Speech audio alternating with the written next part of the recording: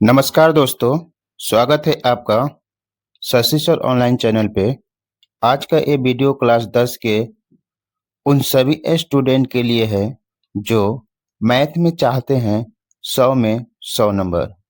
Chapter 2 polynomial यानी बहुपद के सभी इम्पोर्टेंट ऑब्जेक्टिव टाइप क्वेश्चंस इस वीडियो में आपको मिलेंगे फास्ट सॉल्यूशन के सवाल साथ। एक, द्विघात बहुपद एक्स स्क्वायर माइनस थ्री के शून्यांक होंगे।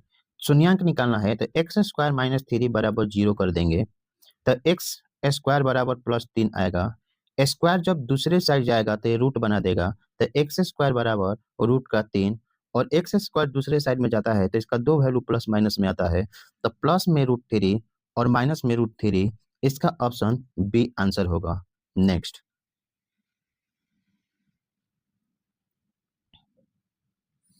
शून्यांक 4, 7 वाले द्विघात बहुपदों की संख्या क्या होगी?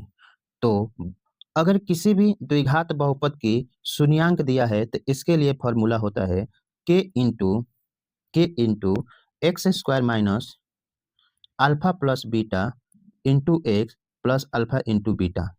तो ये के का वैल्यू जितना ही रखेंगे उसका मान उतना ही आएगा। तो अगर यहाँ पर एक्स स्क्वायर प्लस अल्फा का वैल्यू 4 और बीटा का वैल्यू 7, तो यहाँ पर 4 और 7 हो जाएगा 11x और प्लस अल्फा इंटू बीटा 4 × 7 करेंगे तो 28। अब के का मान कुछ भी हो सकता है।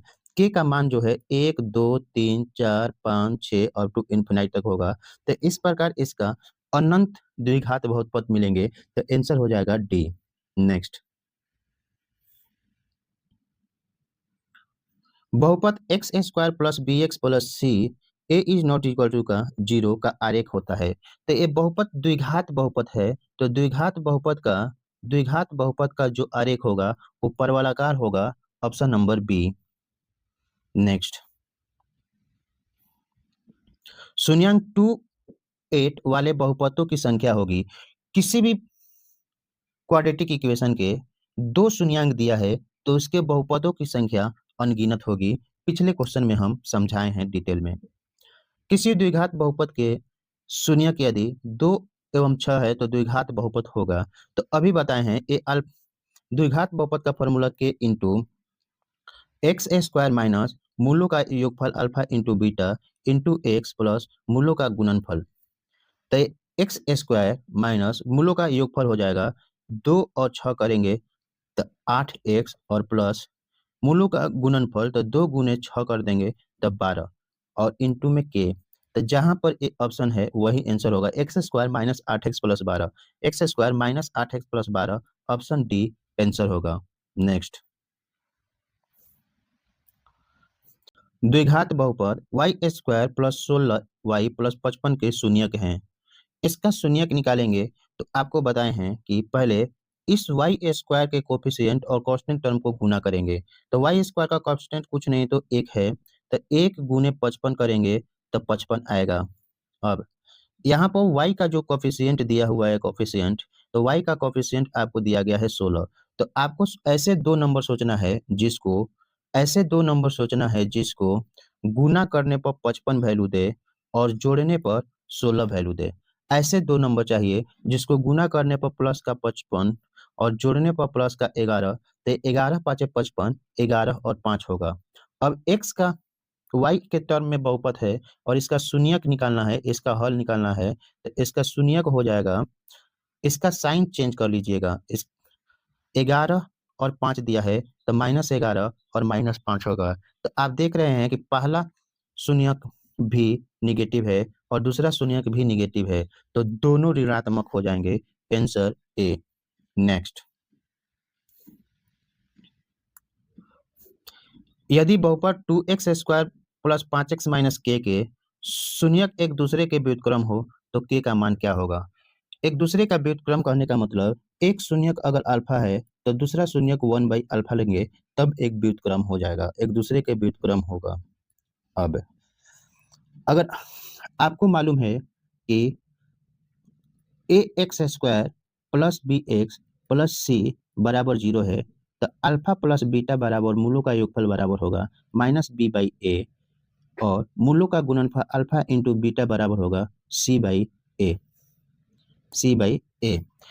तो अगर हम मूलों का गुणनफल लेंगे, मूलों का गुणनफल, तो अल्फा इंटू बीटा, तो पहला शून्यक अल्फा है और दूसरा शून्यक 1/अल्फा होगा, इसका रिवर्स व्युत्क्रम।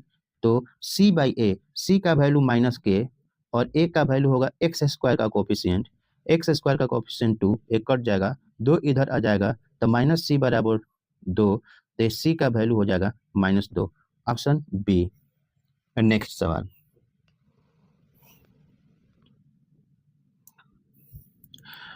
द्विघात बहुपद के शून्यकों की संख्या कितनी होती है? तो आपको सोचना देखना है कि द्विघात बहुपद के शून्यकों की संख्या 2 होती है। द्विघात बहुपद के शून्यकों की संख्या 2 होती है। नेक्स्ट, द्विघात बहुपद इतना का शून्यक होगा। तो अभी हम बताए हैं कि एक्स स्क्वायर का कोफिशिएंट और इसको गुना करेंगे तो यहाँ कुछ नहीं तो 1 है, तो 1 गुने -12, ये माइनस का 12 होगा, और एक्स का कोफिशिएंट +4 है तो प्लस का 4 होगा। अब ऐसे दो नंबर सोचना है जिसको गुना करने पर आपको -12 और जोड़ने पर आपको प्लस का 4 दे। तो यहाँ पर -12 आने के लिए 6 दूनी 12 होता है, 6 और 2 होगा। इन दोनों को गुना करेंगे तो 12 आएगा, लेकिन हमको -12 चाहिए, -12। तो छोटे वाला संख्या को माइनस कर देंगे तो 6 दूनी 12, माइनस में 12 होगा, और जोड़ देंगे इन दोनों को तो ये 4 आएगा। 6 प्लस -2 कर देंगे तो 4 आएगा। तो ये मेरा वैल्यू मिल गया 6 और -2। अब इसका शून्यक निकालना है, शून्यक। तो इसका शून्यक होगा, ये 6 है पहला और दूसरा है -2। तो इसका शून्यक निकालने के लिए साइन चेंज कर देते हैं, +6 है तो -6 होगा, और -2 है तो +2 हो जाएगा। यही मेरा शून्यक होगा 2 को। तो +2 और -6, ऑप्शन सी।